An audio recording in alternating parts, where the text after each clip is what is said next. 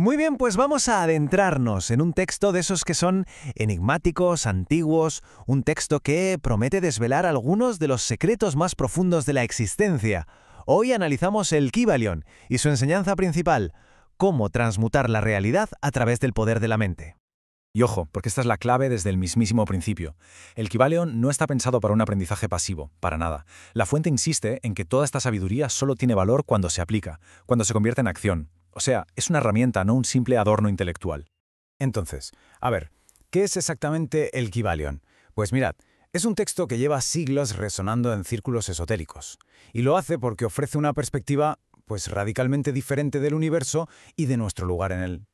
El texto se presenta como una recopilación de la sabiduría de una figura casi mítica, Hermes Trismegisto. Sus autores, que firman como los Tres Iniciados, dejan claro que no pretenden crear una religión ni nada parecido, sino ofrecer lo que ellos llaman una llave maestra para abrir las puertas internas del conocimiento. Y esa idea, la de ser una llave maestra, nos lleva de vuelta a su propósito.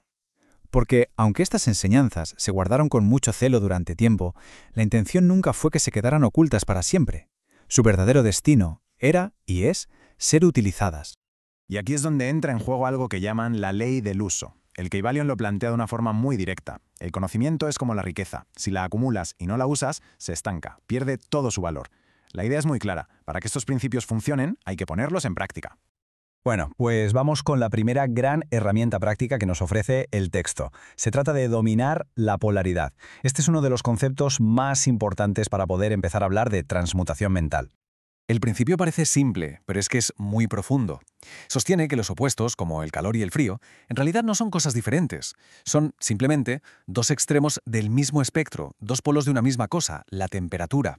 Y lo más importante es que esto mismo se aplica a nuestros estados mentales. A ver, pensemos en cómo funciona esto en la mente. El miedo y el valor no son dos cosas distintas, son los dos extremos de una misma escala de confianza. Lo mismo pasa con el amor y el odio.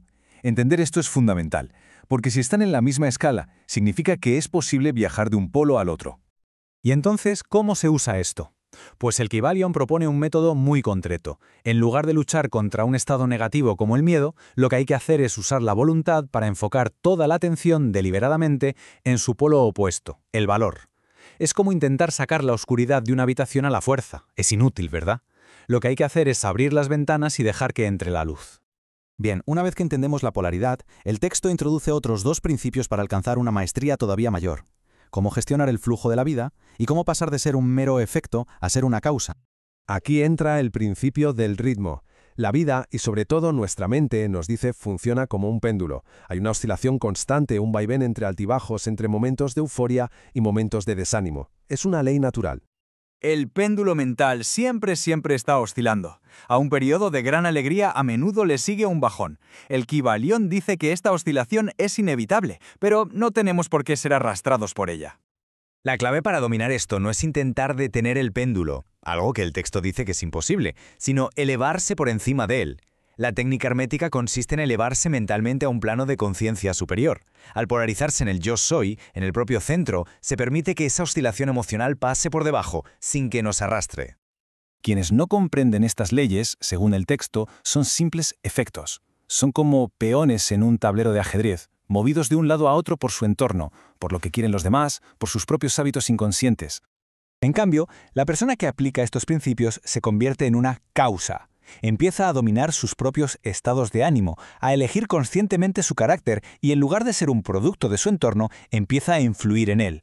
Juega el juego de la vida, pero de forma consciente. La fuente utiliza una analogía que lo resume todo a la perfección. La mayoría de la gente es como un tronco, arrastrado sin control por la corriente de la vida.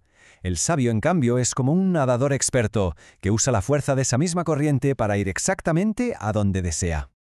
Y todo esto nos lleva al concepto que lo une todo, al objetivo final de estas enseñanzas, la verdadera alquimia.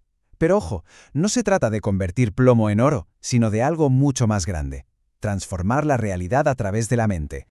Este es el primer y más importante axioma del hermetismo. Todo lo que experimentamos como realidad, absolutamente todo, desde la galaxia más lejana hasta nuestros propios pensamientos, existe dentro de una mente infinita, universal. El universo es, en su esencia más pura, una creación mental. La implicación de este es inmensa. Si la sustancia de la que está hecha la realidad es mental, entonces la herramienta más poderosa para influir en esa realidad tiene que ser, por narices, la propia mente. La transmutación mental ya no es solo cambiar de humor, es el arte de alterar las condiciones del universo. Y claro, desde esta perspectiva, los fenómenos que a menudo llamamos milagrosos o sobrenaturales, de repente dejan de ser inexplicables. Se convierten en manifestaciones del poder de la mente operando sobre un universo que es, en sí mismo, mental. No son excepciones a la ley, son la ley en acción. Y así, el Kybalion nos deja con esta pregunta, una pregunta que lo cambia todo. Si aceptamos esta premisa, que la mente es la herramienta con la que damos forma a un universo mental, el poder y la responsabilidad que esto implica son casi ilimitados. La pregunta ya no es qué nos deparará la vida, sino qué vida elegimos conscientemente crear.